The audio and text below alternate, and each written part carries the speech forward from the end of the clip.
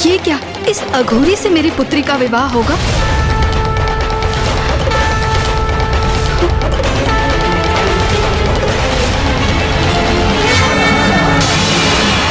मैना,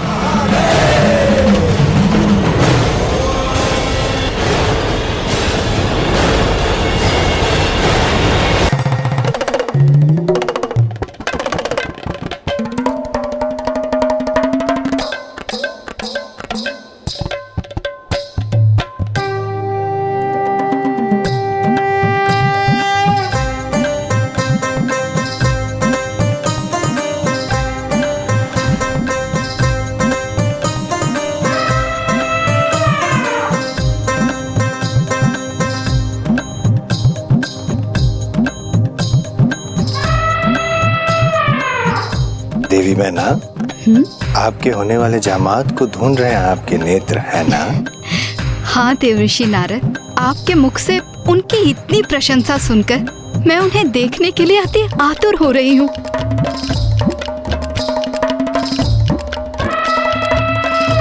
बताइए ना देवऋषि, इस समूह में कहाँ हैं वे? बताइए ना देवऋषि। मेरे मुख से इतनी प्रशंसा सुनी है आपने आपके होने वाले जामाता की, तत्पश्चात भी आप मुझे पूछ रही हैं? जरा उधर देखिए, खुद ढूंढिए, पहचानिए। अवश्य देवऋषि।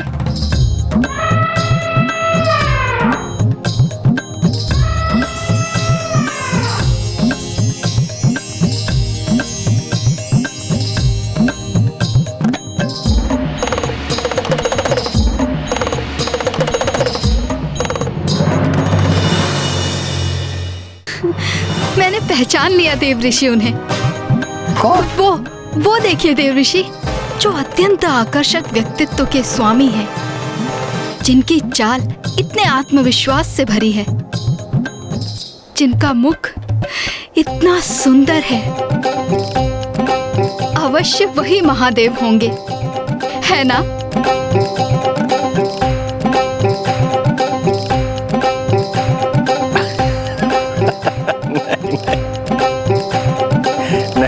नहीं महारानी मैना, उनका सौंदर्य तो महादेव के निकट भी नहीं। वे हंसराज हैं, गंधर्व के राजकुमार और महादेव के प्रिय भक्त। ओह,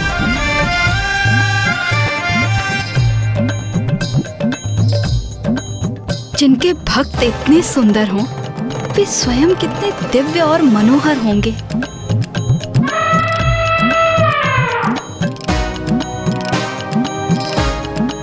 जिनकी जटाओं को स्वयं चंद्र सुशोभित करते हैं।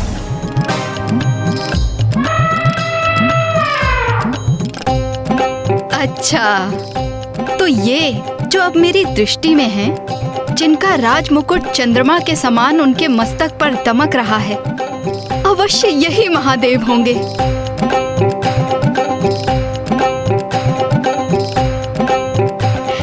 है ना?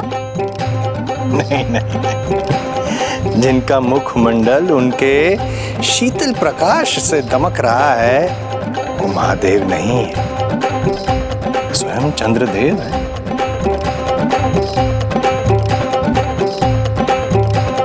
कैसा अनुपम सौंदर्य है चंद्रदेव का, जो स्वयं मेरे होने वाले जामाता की जटाओं में सुशोभित हैं। तब तो महादेव अवश्य ही और भी सुंदर होंगे।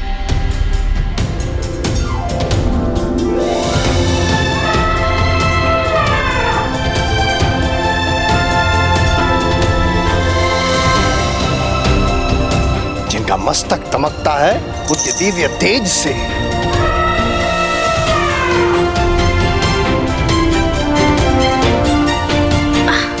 तो क्या वो महादेव हैं जिनका अपार तेज सबसे अधिक मुखरित है?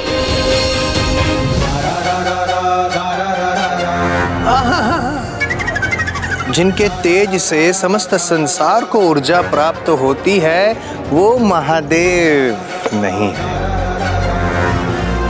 सूर्यदेव है।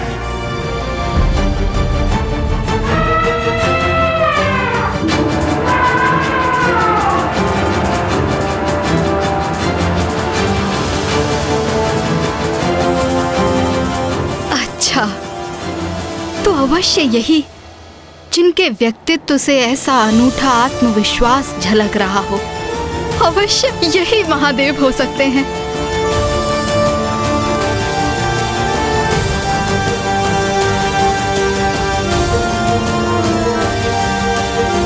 महारानी, जिन्होंने अपने तप से इतना अनुपम आत्मविश्वास प्राप्त किया है, वो इंद्रदेव है।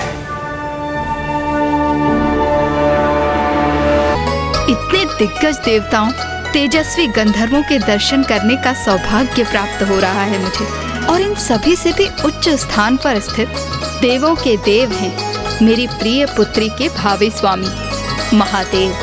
धन्य है मेरी पुत्री।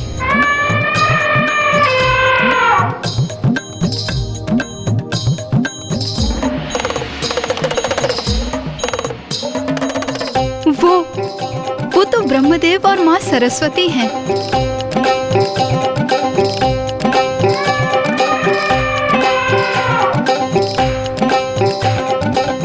महाराज, महारानी, वो देखिए।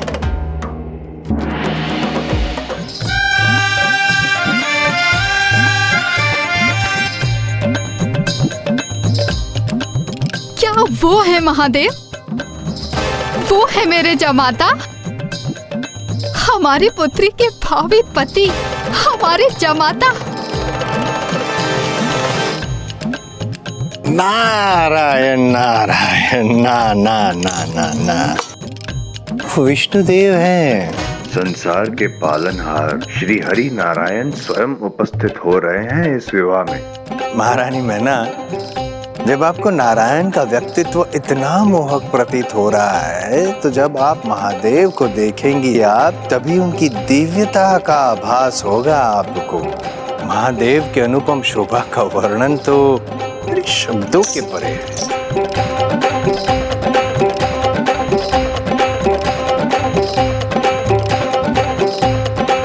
नारायण, कदाचित आपकी योजना पूर्ण करने के अत्यंत निकट हूं मैं।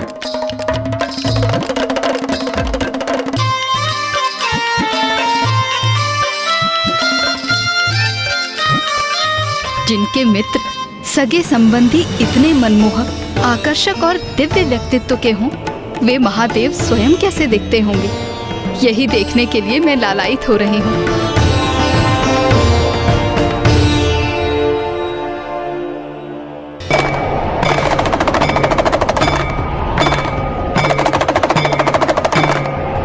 यह अकस्मात क्या हो रहा है?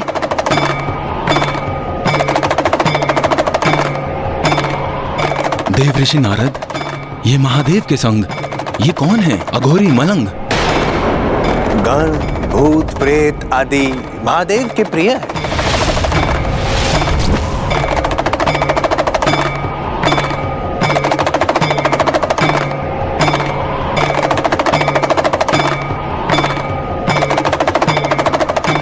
महारानी मैना, महाराज हिमावन, महादेव, महादेव।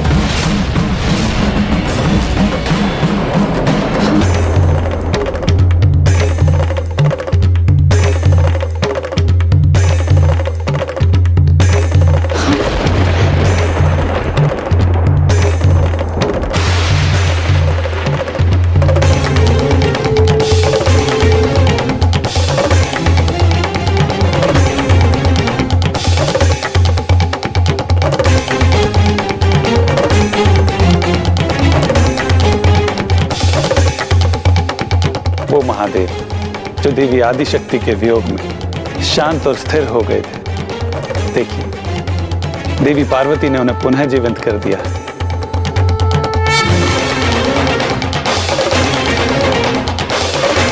ये क्या, इस अघोरी से मेरी पुत्री का विवाह होगा?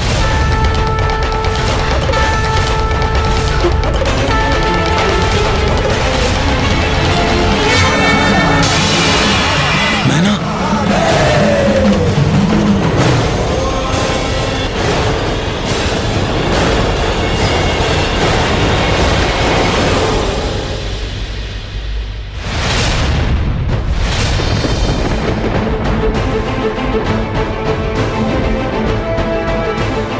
मेरा कार्य संपन्न हुआ।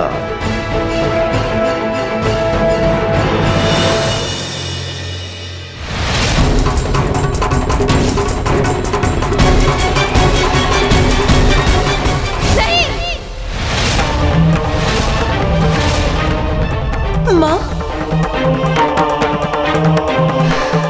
माँ,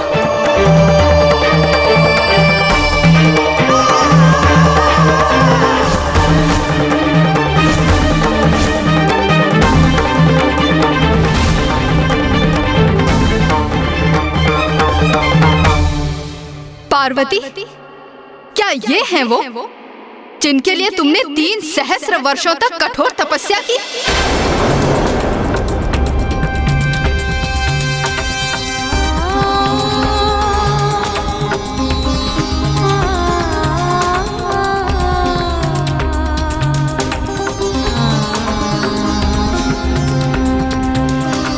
क्या त्रुटि रह गई थी हमारे लालन पालन में पार्वती, जो तुमने अपने लिए ऐसे वर का चयन किया? बताओ पार्वती, उत्तर दो, क्या दोष था हमारा? माँ,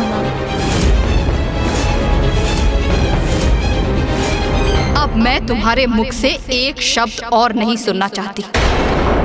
अपने इस निर्णय से तुमने मेरा और अपने पिता का अपमान किया है। इतने सर्वश्रेष्ठ गंधर्वों एवं देवताओं के होते हुए तुमने उनकी अर्धांगिनी बनने का विचार क्यों किया? माँ, और तुम दोनों कैसी सखियां हो तुम दोनों? तुमने तो उनके दर्शन किए थे ना, तो क्या ऐसे पति की कामना करती हो तुम अपनी सखी के लिए? क्या तुम सबकी मति मारी गई है? नहीं माता, जब हमने उन्हें देखा था तब। बस बस बस।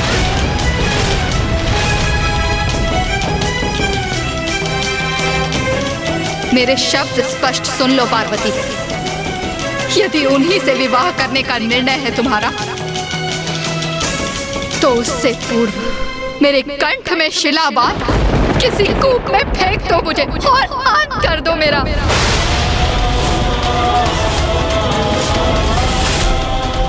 यदि विवाह मंडप में अब भी उन अघोरी के साथ बैठने की इच्छुक हो तुम, तो तुम्हें मेरी अर्थी पार करके जाना होगा पार्वती।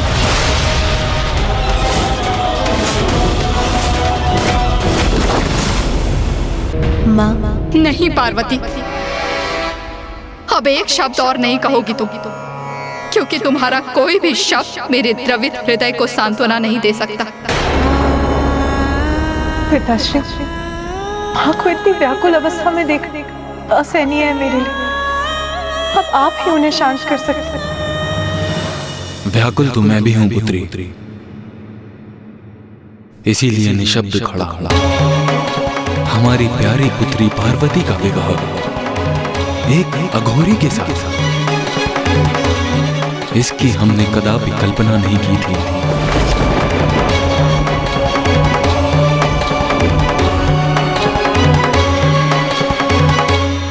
नारायण नारायण। प्रणाम।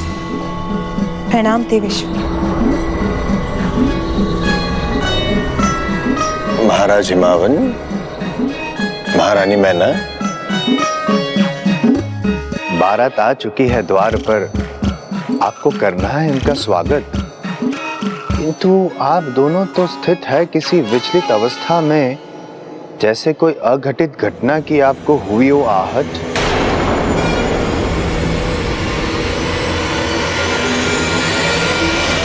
देव ऋषि नारद, कोई स्वागत नहीं होगा इस बारात का यहाँ। ये संदेश उन्हें दे दीजिए और साथ ही लौटने के लिए भी कह दीजिए।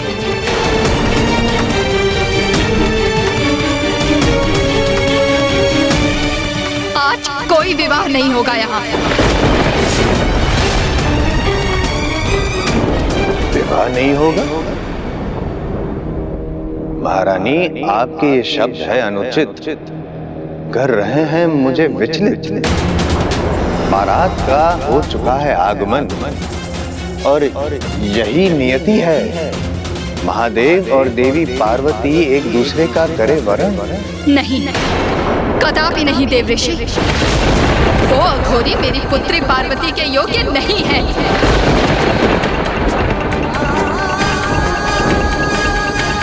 देव ऋषि आपने और सप्त ऋषियों ने सबने छल किया है हमारे साथ। आप सभी को भली भांति ज्ञात था कि वो एक अघोरी हैं। फिर भी सप्त ऋषियों ने उनका प्रस्ताव लेकर यहाँ आने का दुस्साहस किया। और देव ऋषि आपने क्यों बढ़ावा दिया मेरी अपेक्षा को? क्यों भ्रमित किया मुझे? जबकि सत्य से तो आप भली भांति परिचित थे ना। आप मेरी बात तो सुनिए महाराज। नहीं देव ऋषि, अब मैं किसी के मुंह से कोई बात नहीं सुनूंगी। मुझे अपने हृदय और अपने नेत्रों के सिवाय किसी पर कोई विश्वास नहीं है। और मेरा निर्णय स्थिर है। इस बारात को यहाँ से लौटना ही होगा।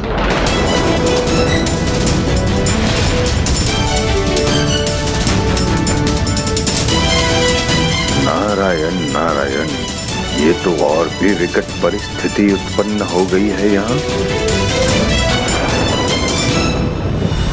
मुझे ऐसा प्रतीत होता है कि महाराज हिमावन और महारानी मैना के हृदय में हमने आवश्यकता से अधिक संशय पैदा कर दिया। हिमालय पर्वत अपने स्थान पर स्थिर रहे, इसलिए ये संशय उत्पन्न किया था हमने। महादेव को अघोरी रूप में देख हिमावन के मन में संशय उत्पन्न हो और कन्यादान के पश्चात उन्हें इनका समुचित फल प्राप्त न हो, जिस कारण बिना मोक्ष के उनका अस्तित्व सदा बना रहे। किंतु उसका ऐसा परिणाम होगा ये हमें ज्ञात नहीं था। किंतु सत्य तो ये भी है कि शिव और पार्वती अभिन्न हैं। उनकी इच्छा के विपरीत उन्हें एक दूसरे से अलग नहीं किया जा सकता। सत्य है, शिव और शक्ति को कौन विलग रख सका है? ये तो असंभव है। किंतु नारायण, माता पार्वती अपने माता की आज्ञा का उल्लंघन कर मर्यादा कभी भी भंग नहीं करेंगी। और यदि माता मैना ने महादेव को अपने जमाता के रूप में स्वीकार नहीं किया तो फिर इस समस्या का समाधान कैसे होगा? देवी मैना, समस्त देवता, ऋषि, मुनि सभी आपके द्वार पर पधारे। यहाँ तक कि स्वयं महादेव आपके द्वार पर पधारे और आपने उन सभी का अपमान कर दिया। सर्वथा अनुचित किया आपने।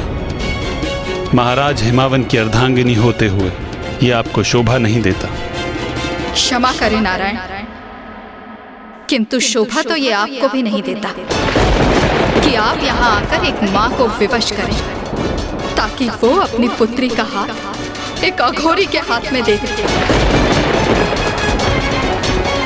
देवी मैना, मैं आपसे धृष्टता नहीं करना चाहते ब्रह्मदेव, इसलिए आप मुझसे कुछ भी कहने की चेष्टा ना करें। देवी मैना सुनो तो। विवश तो मैं हूँ ये समझने में नाथ कि ये कैसा षड्यंत्र है मेरी पुत्री के विरुद्ध। आप सभी को यहाँ देखकर ऐसा प्रतीत होता है जैसे आप मेरी पुत्री पार्वती की आहुति देना चाहते हैं। देवी मैना, देवी मैना।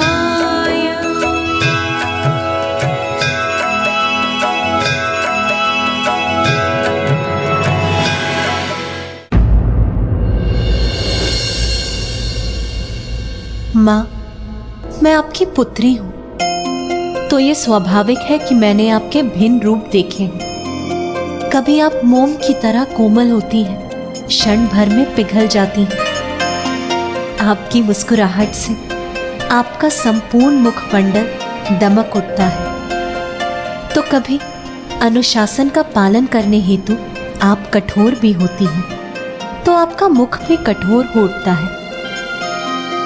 आप नारी के भिन्न रूपों को भी दर्शाती हैं माँ।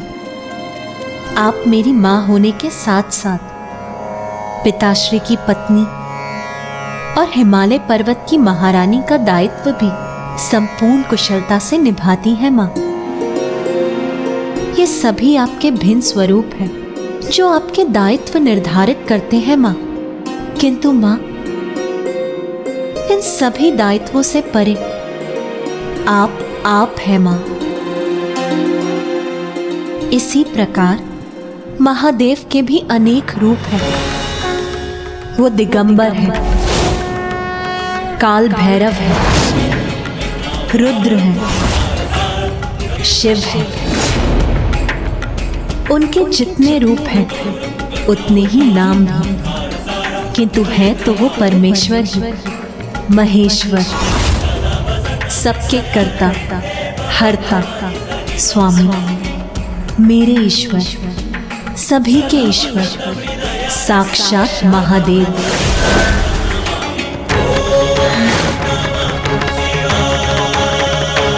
वो महादेव आपकी पुत्री के तप से प्रसन्न होकर हमारे द्वार पर उपस्थित है और समस्त देवी देवता मेरे और महादेव के विवाह के आनंद में आपके द्वार पर उत्सव मना रहे हैं।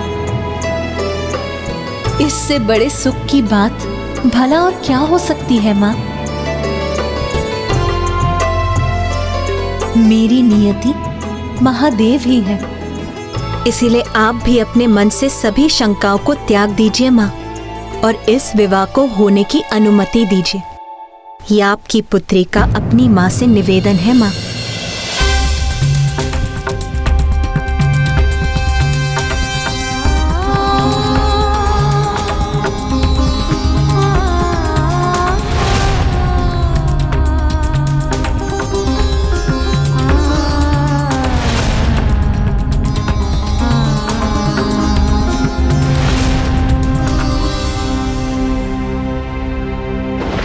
ये माँ भी अपनी पुत्री के हित को अनदेखा नहीं कर सकती। ये विवाह कदापि नहीं हो सकता।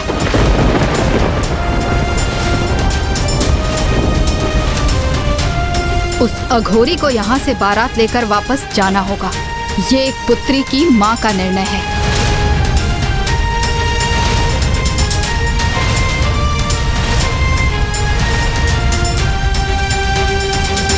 आज यहाँ कोई विवाह संपन्न नहीं होगा। तुम्हें उस अघोरी को त्यागना ही होगा पुत्री।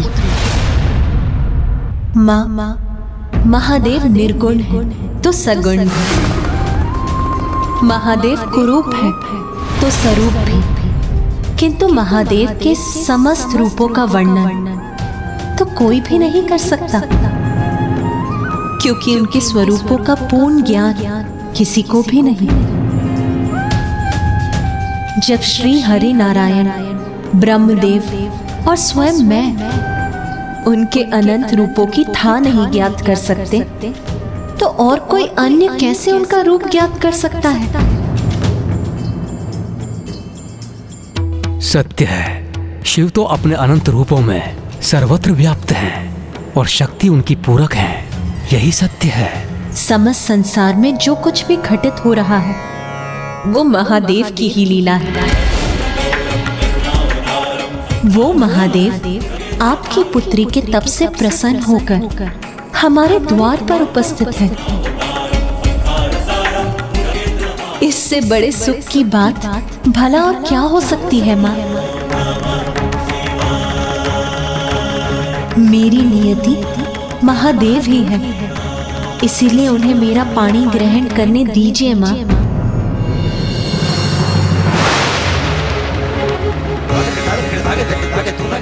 हमारी पुत्री उचित कहती है मैना, जो सभी के स्वामी है, जिनकी लीला अपरंपार है, उनकी इच्छा में हम बाधा कैसे उत्पन्न कर सकते हैं?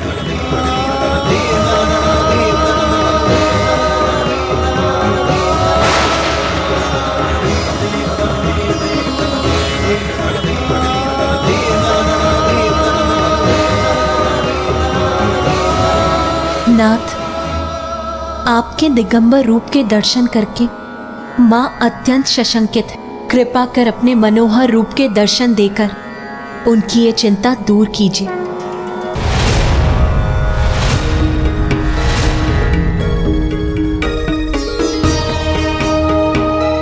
माँ, अब संकोच मत करिए और चलिए मेरे साथ। चलिए, किंतु कहाँ?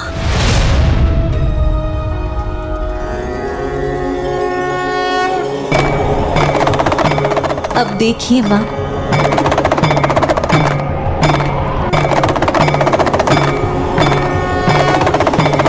लगता है मैंने प्रभु को इतना भला बुरा जो कह दिया, इसलिए कदाचित वो यहाँ से लौट गए हैं। माता, आपको एक अद्भुत और दिव्य अनुभव होने जा रहा है, इसीलिए अब आप अपने नेत्र बंद कीजिए और उनका ध्यान कीजिए।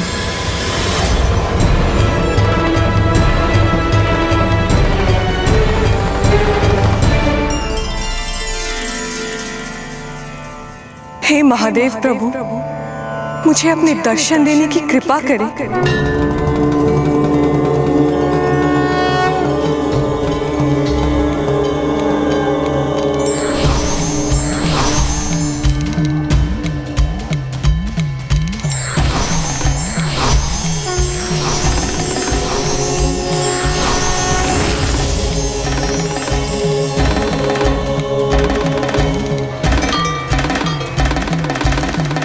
चंद्र भी पूर्ण हो गया बन के माथे की शोभा, त्रिलोचन त्रिकाल की जग में लागे अलौकिक ये आभा, बंधन का विष पान किए और नीलकंठ कहलाए, जटा में धारण करके गंगा जल की प्यास बुझाए।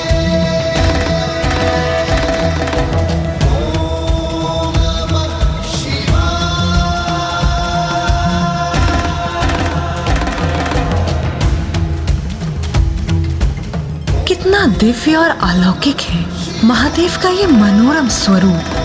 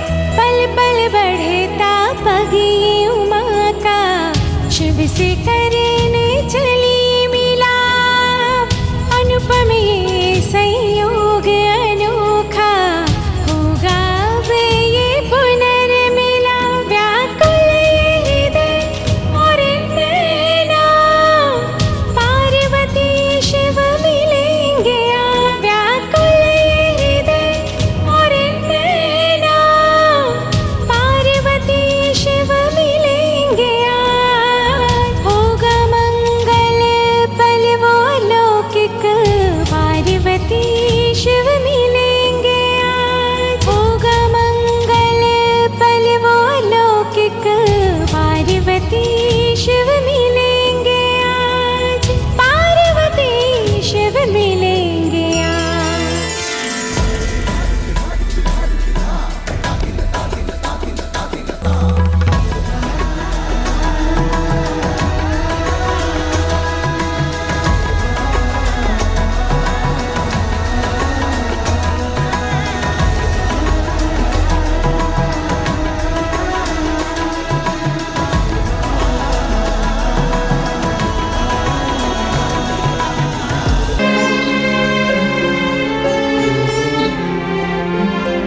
कन्यादान के लिए हाथ आगे बढ़ाइए।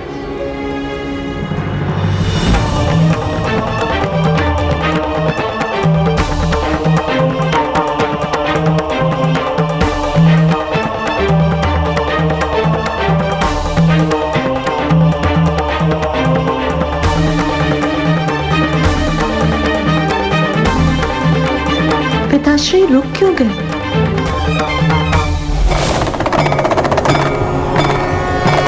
मुझे ज्ञात है महादेव ही पुत्री पार्वती की नियति है, किंतु मेरी पुत्री को उनके कौन से रूप के सानिध्य में रहना होगा? उस रूप में जिसमें उनका आगमन हुआ था, अन्यथा उस रूप में जो उन्होंने अभी धारण किया है।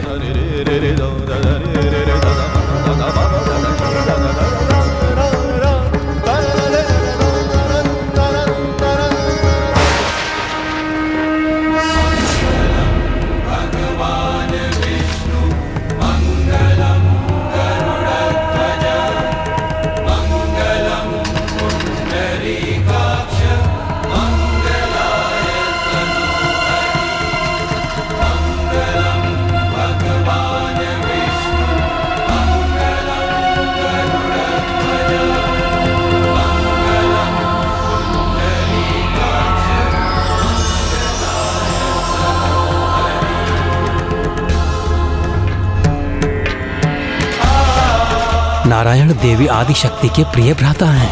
महाराज हिमावन भी नारायण के ही अंश हैं। इसीलिए नारायण स्वयं देवी पार्वती के कन्यादान में भी उपस्थित हैं।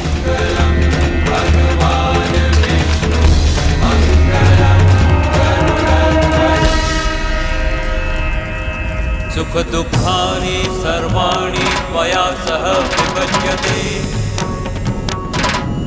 यत्र त्वं वहं तत्र प्रथमता ब्रवीदम्।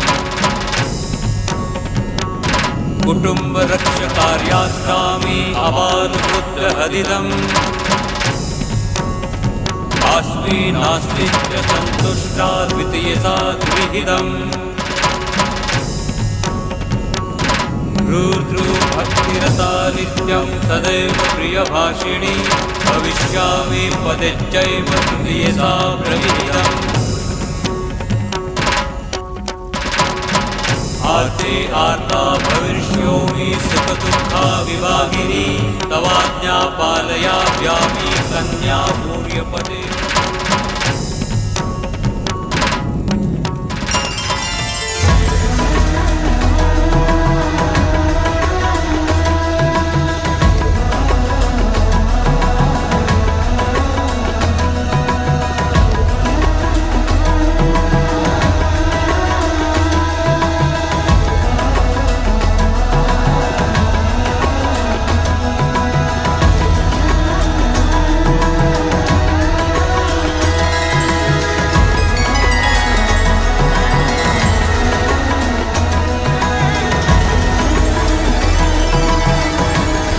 अंततः वो शुभ घड़ी आ ही गई जिसकी प्रतीक्षा सभी को थी, और वो शुभ मंगल बेला साक्षी बना महादेव एवं माता पार्वती के उस अखंड विवाह का।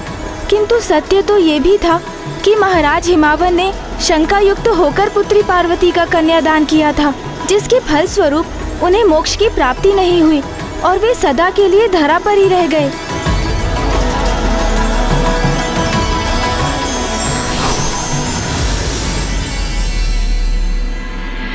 अपना मनोहर रूप धारण करने हेतु आपको अनेकों धन्यवाद।